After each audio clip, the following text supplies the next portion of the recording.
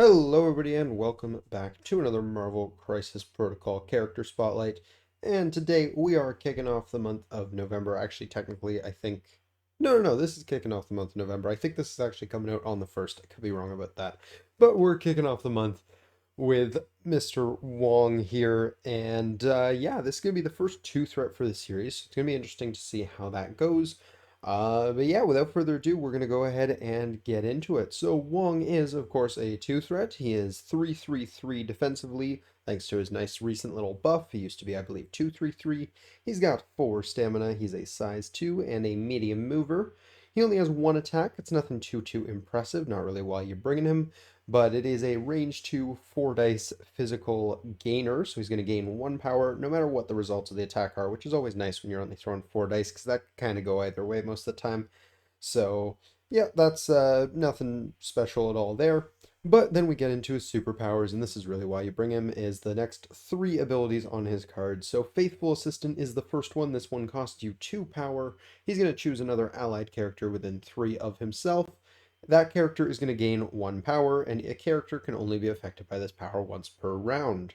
So basically, Wong is going to pay 2 of his power to give 1 over to somebody else, which can be really useful, especially for early turn plays. Now, of course, most models only come in with 1 power. How's he getting a second one to do this? Well, that is through Meditate, which is his second superpower here. It's a free superpower. It has 0 cost to it. However, it does take 1 action, and it's just going to make him gain 1 power. So right from the get-go, he can start building up his power to be able to pass it off with Faithful Assistant, or to use his other superpower here, the Vishanti's Blessing. This one only costs you 1, so it's not quite as taxing as the first one. However, it's also going to take an action. Him or an allied character within range 3 of this character removes up to 2 damage or a special condition.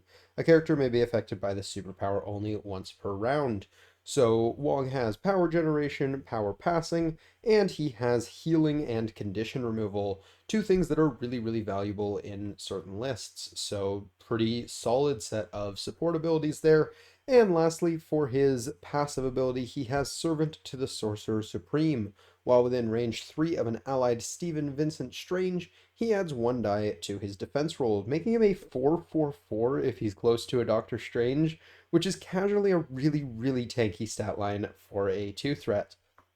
Flipping him over to the other side, nothing much changes here, although the art does look pretty sweet. So yeah, nothing really changing for Mr. Wongers here. So as you could probably tell right out the gate, unless you're running him with Strange, he's not particularly bulky. He doesn't really have any measurable output. So why are you bringing this guy? You're bringing this guy for a couple very specific reasons. That being Faithful Assistant, passing around power, and Vishanti's Blessing to either heal or condition removal. Off the top of my head, I can only really think of 2 or 3 other characters that have healing in the game, at least, built into their card. A few other characters can do it through tactics cards or things like that. But as far as specifically on their card goes, Wong is one of the only characters in the game that can heal other characters and, more importantly, remove conditions from them. You got a pesky stagger on someone, just have Wong go first, peel that stagger right off of them. If you have really bulky models that have things like damage reductions or counting blanks and stuff like that, and they're starting to be whittled down, you can use Wong, heal up 2 damage. Nothing more annoying than, having your work be undone by a 2 threat model. So he provides a little bit of value to those sorts of lists. In regards to Faithful Assistant, this can be really powerful for enabling some turn 1 things. This can kind of remove the need for a card like Advanced R&D, for example.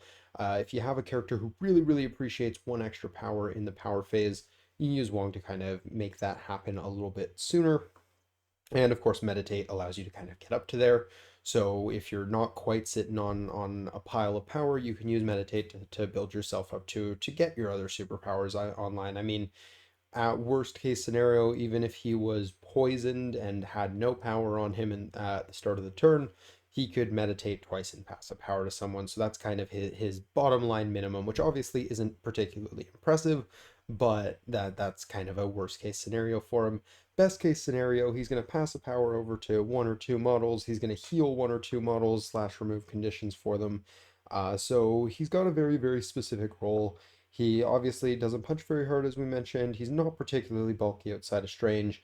So that is very much what he's there to do, is he's there to kind of sit on something like a back pointer or something like that, still within range 3 of your allies. Of course, that pretty much his entire kit operates around range 3 there. And just provide support. He's going to give you a little extra power if you're feeling like you need one or two more to do what you want to do. He's going to heal you. He's going to remove those really annoying conditions. So he's got a pretty defined role. Going into his affiliations, he's available in 3 separate affiliations. He's available in Convocation, Defenders, and Midnight Suns. We'll go ahead and look at those briefly one by one. So Convocation, of course, anyone could be the leader here. I don't particularly recommend Wong because he is very, very squishy.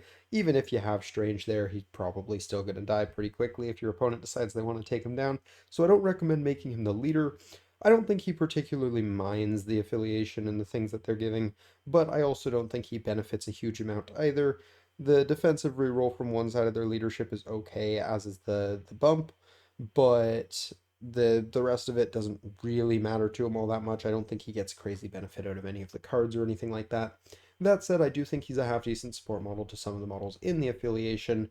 The Doctor Stranges, of course, give him that little bonus to his defenses, which makes him a little bit more durable. Um, when you have models who can do things like add extra dice to your own model's defense, that makes them more bulky and more annoying to get damage through on, so healing becomes a little bit more valuable in those cases as well. So you get a little bit of that value from him there as well. But nothing too absurd here. Voodoo's another one who just has really solid natural defensive dice, so it can be really slow process trying to whittle him down. So again, being able to heal him back up is good, but nothing really particularly jumping out other than the obvious Strange synergy there. But still very solid, and he's an affiliated 2 threat, so definitely worth bringing at least on occasion. Next up, we have Defenders. Defenders, obviously, there's 2 leaders. There's Daredevil and there's Doctor Strange. Under Daredevil, I don't think Wong really gets all that much. He could be useful for some of the other models in Defenders. Removing staggers from models like Hulk or Immortal Hulk is always really, really powerful. Being able to heal up models such as Luke Cage, who are relatively bulky. He serves as a fantastic target for Deal with the Devil for Ghost Rider. So there's a lot of models in this affiliation that benefit from him. Wolverine really appreciates the extra power for the charge. Probably more that I'm just not thinking of at the immediate moment. But the Daredevil leadership itself doesn't really do anything for him. He's not benefiting all that much from attack dice rerolls, so while he helps a bunch of the models and he's probably still worth bringing in the odd situation, I don't think it's necessarily something where he cares which leader he's under there. Doctor Strange, I think he gets marginally more value out of because being able to turn it into, say, a Mystic Punch or an Energy Punch if that's hitting on a stronger side, and then also throwing out a Hex with it if he manages to get some damage, could come up once in a while. I'll be honest though, I don't think I've used Wong's actual attacks more than, maybe once every 3 or 4 games I bring him, and it's mostly just because like I'm already losing and it's a last ditch effort sort of thing. So doesn't really happen all that often when he wants to be punching stuff. So I don't think he particularly cares about either leadership. Obviously, with Strange, once again, there's kind of a built-in synergy there. Midnight Suns, I actually think out of all the leaderships, is probably the most valuable one for him. I don't think it's anything particularly absurd, but once again, he's got some of the same synergies with some of the same models we've already talked about, that being Ghost Rider, Mortal Hulk, Voodoo, to some degree, models like Blade as well. Just again, he has really good defensive tech for physical and mystical attacks, so being able to heal him if your opponent's a largely physical or mystical team. But the big thing is the bump in the night leadership for Midnight Suns, which, if you're not already aware, basically is just allowing you to place yourself within range 1 for 1 power. Sometimes that could be the difference between Wong being within or out of 3 of one of your models that you need to heal up or need to remove a condition on or need to pass power to. So when those situations arise, it can be really, really convenient to be able to use the bump in the night ability to get them into range rather than having to waste a move action, which could be used for another heal or, even just meditating to gain more power. So stuff like that, I think he definitely appreciates, and while he's not going to be making crazy use out of it, it's still better than I'd say most other leaderships for him. Talking about splashes into other affiliations, there's not really anything too crazy for him. He's a little unnecessary in some affiliations that already have access to the things that he's trying to do. Stuff like Winterguard or Asgard, where you already have condition removal, or in Asgard's case, you also have healing. Those ones aren't anything too special. He makes an okay battery for something like Inhumans, but they kind of have pretty decent batteries in their own affiliation, and the passing power around thing, he's just less efficient at than the Inhumans leadership is, so he's not very useful in that regard. So he's not great for those types of affiliations. That said, I do absolutely adore him under some other kind of power focused affiliations, such as Steve Rogers. I think he's great under Steve. It makes Faithful Assistant only cost one, so in theory, if you really wanted, you could actually do it twice on the first turn, which really, really helps out for those characters who wish they could reduce their powers by two, sort of thing. I've definitely used it a few times to make models like Rhino, for example, be able to do their thing turn one under Steve Rogers, which can be really, really good. Similarly, I think there's a lot of models it just across the board who really kind of appreciate this sort of thing that maybe their affiliation isn't capable of giving them. So many models that have things like charges that cost two, but they only gain one. Those types of models really, really benefit from having a model like Wong who can just kind of throw power at them. But as far as specific affiliation synergies go, the only one I can really think of is Steve Rogers, obviously bringing Faithful Assistant down and allowing you to do it twice if you were so inclined on the first turn is really, really good. Or even double move if, you know, for whatever reason, Wong needs to get some distance in. I've definitely done that before to have him go and contest on like a C map or something where there is no back point. So definitely worth considering. He only has one tactics card here. It's Pentagram of Farala. This is his Defenders affiliated tactics card and the only Defenders affiliated tactics card, and it can be played by either Doctor Strange or Wong. It's going to cost them 3 power though, and they do have to play it during the power phase, so it's pretty limiting on when you can play it. But you basically get to place a Mystic Portal token within range 1 of the character that played this card. Then you're going to place another one at range 5. At any time during a character's activation, if they're within one of a Mystic Portal, they can spend 1 power to place themselves within one of the other side. So, in concept, that sounds pretty cool. You can kind of sling your dudes across the map through this. There's a few downsides to it. It being only playable in the power phase and costing 3 power. I mean, Wong definitely is more willing to give up 3 power than Doctor Strange is. So there is that reason to bring it with Wong specifically. But the downsides to it here are kind of that it's always during the power phase. So if you don't have prio, your opponent's actually going to get to take advantage of this before you are because it doesn't specify that only allied characters can use these portals. So your opponent's characters are going to be able to teleport through it as well, which can be particularly lethal to a model like Wong, basically creating a direct line between himself and, typically you're trying to use this to either get to your opponent's back points or get your back points to the middle points. So typically if Wong is playing this card, he's creating a direct line for enemy models to get up in his face, and that is not something he particularly enjoys. Even with Strange, his defenses are nothing too fancy. But in the right situation, this can be a solid card to help you get the rest of your team up the board if you really want to have like a strong aggressive push or something like that. Of course, another downside of this being because it's in the power phase, even though Wong would be capable of getting 3 power online turn 1, he is not able to play this card until at earliest round 2.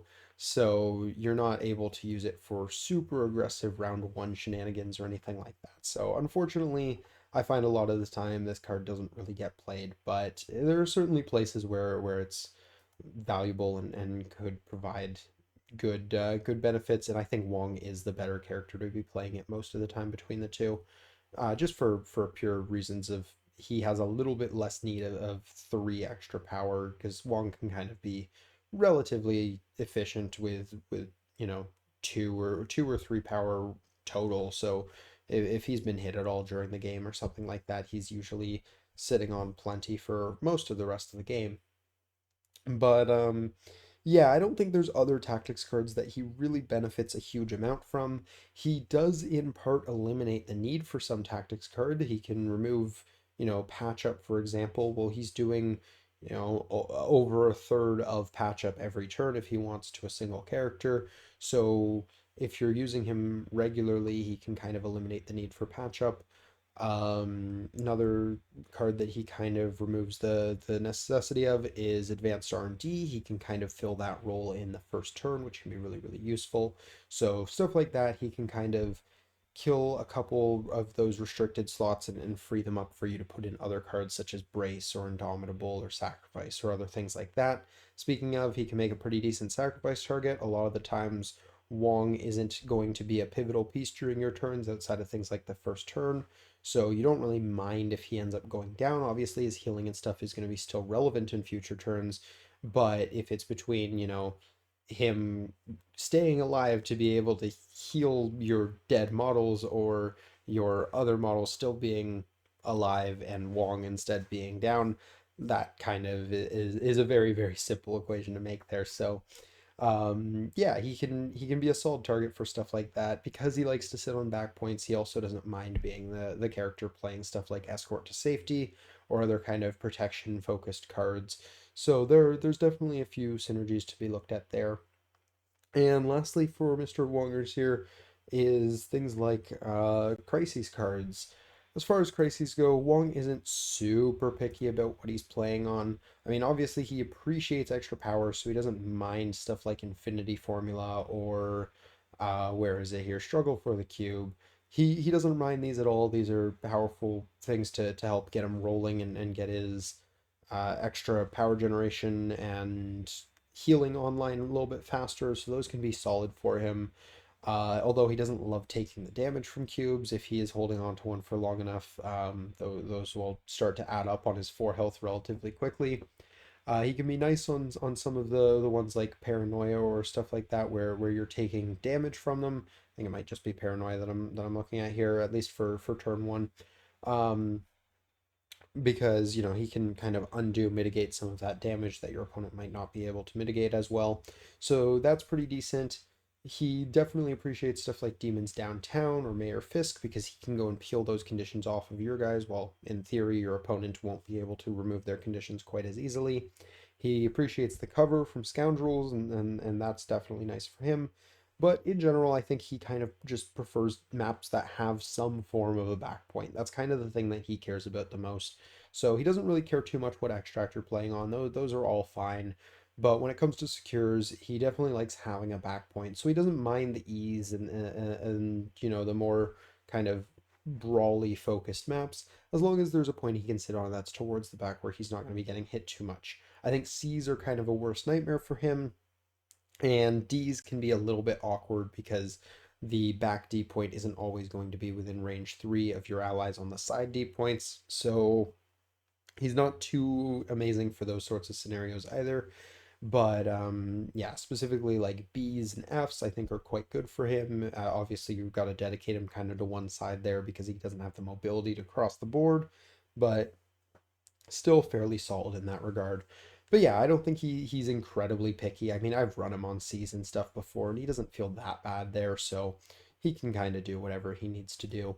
So yeah, that is pretty much it for Wong. Being only a two threat, there's not quite as much to talk about with this sort of character, and I am trying to cut down the length of these videos anyway, because while I appreciate you guys who sit through the whole thing when these are 30 or even in the case of the last one 40 minutes, I do want to try and respect your guys' time.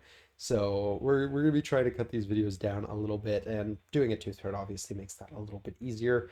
But we're gonna be kind of aiming for that 20-minute mark going forward, and we'll see if we're able to hit that with some of the more complicated characters. But that's just something I'm gonna be trying to do with this series going forward because the series is doing relatively well. I actually have been really impressed with the views and things on these lately. So you guys seem to be enjoying them, and that's absolutely amazing. But I want to respect you guys' time a little bit because these videos can be very, very long, and they're probably for the most part things you can throw on while you're painting or something like that. So I guess they're good for that sort of thing, and having a little bit of length to them can be nice there as well. But still, I think 30 or even 40 is definitely pushing it a little bit. So going forward, we're going to aim for the 20-minute mark and see if we can stick to that. And we'll probably go over more often than not, but who knows. Anyways, right before we hit that mark, we are going to call this video here. So I hope you guys did enjoy it. If you did, please do drop a like down below. Subscribe if you're new to the channel. We're going to be continuing to do more of these as well as battle reports on a weekly basis. So stay tuned if you want to see more of these guys. And yeah, that's about it. So until next time, everybody, have a great day. Peace.